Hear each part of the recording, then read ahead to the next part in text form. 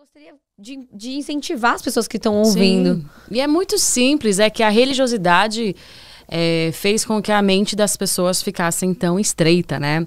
Então, quando Deus ele cria o homem e a mulher, ele fala que ele criou em sua imagem e semelhança.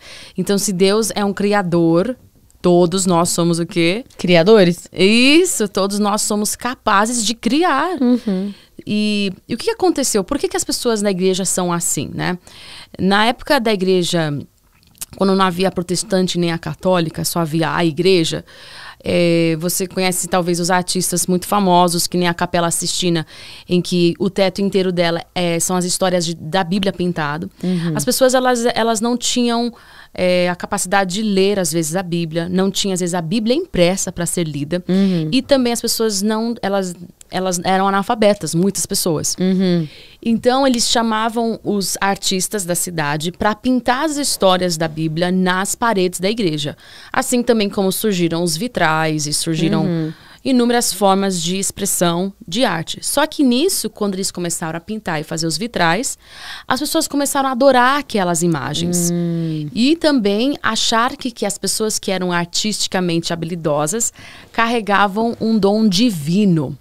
Elas achavam que aquilo era, assim, algo sobrenatural.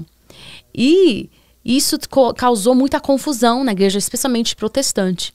Então, a igreja protestante meio que aboliu essas coisas. E aboliu muito das imagens e talvez esse empoderamento do artista. E o artista acabou achando, não se encontrando mais um espaço dentro da igreja.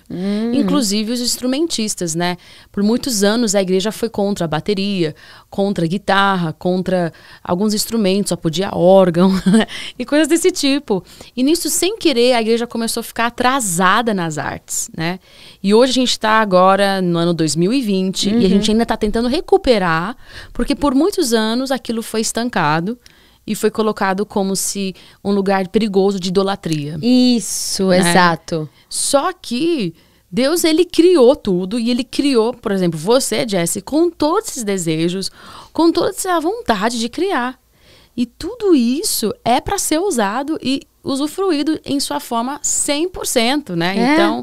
Então, assim, muita gente fala assim, mas Oi, você não pinta coisas bíblicas. Não, eu não pinto coisas bíblicas. Eu pinto porque eu sou artista. Ponto final. Agora, o importante não é a pintura, o importante é o artista, né? Então, assim, se você é feita de chocolate branco e você fizer qualquer coisa na sua mão, aquilo vai cheirar chocolate branco, certo? Certo. Se eu estou cheia de Jesus, qualquer coisa que eu fizer vai ter alguma coisa de Jesus nela. Sim, com certeza. E eu preciso acreditar nisso e viver disso, né? Então, assim, quantas vezes eu pintei um quadro abstrato e a pessoa foi curada fisicamente. Nossa! E a pessoa, teve um quadro que eu fiz que o quadro entrou na casa dele, ele tinha 6 hérnias de disco. E ao momento que o quadro entrou na casa dele, ele começou a andar, ele não andava há meses. Então, assim, chocada. A presença de Deus, ela não como fala, ela não é limitada pelas nossas formas, né? Ela não é limitada num culto na igreja, ela não é limitada num livro evangélico, ela não é limitada, ela é em tudo que o Filho de Deus ou a Filha de Deus, incluir Deus, aquilo vai vir e surgir algo, né? Maravilhoso. Então, antes da pandemia, um homem comprou um quadro meu e ele tinha um irmão com uma depressão muito profunda. E ele colocou o quadro na sala. E esse homem, o irmão dele, ele todos os dias senta e fala que quando ele olha para o quadro, ele começa a melhorar.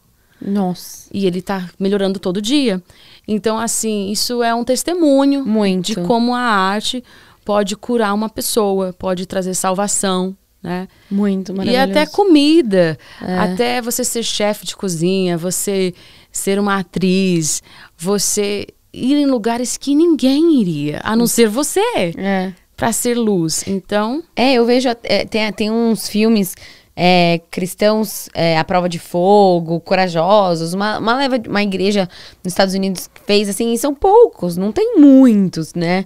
E eu vejo o poder que tem a pessoa assistir, olhar e se identificar, né? A questão daquele lá, o quarto de guerra, que a mulher ora pelo marido. Tipo, como é importante a gente né? Fazer arte pra Deus. Mostrar, por exemplo, aquele filme, quando eu era criança eu assisti o filme do Arrebatamento, e eu nunca esqueci, o filme dos 10 Mandamentos, eu nunca esqueci. Sim. Sabe? É muito importante.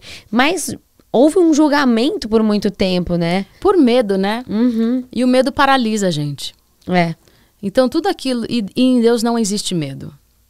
Porque o amor dele lança fora todo medo. É. Então, assim, quando a gente se vê paralisado pelo medo, a gente para de evoluir, de crescer, de brilhar o que Deus tem. E daí a gente viu também um outro extremo, né? Uhum. A galera que é cristã e abre mão dos seus valores para se misturar e acaba contemporizando a sua fé para se encaixar e ser o descolado. Eu sou crente, mas eu sou descolado. É. Daí tem essa galera eu conheço a rodo, né? De um monte de amigo meu que é agente secreto de Jesus, né?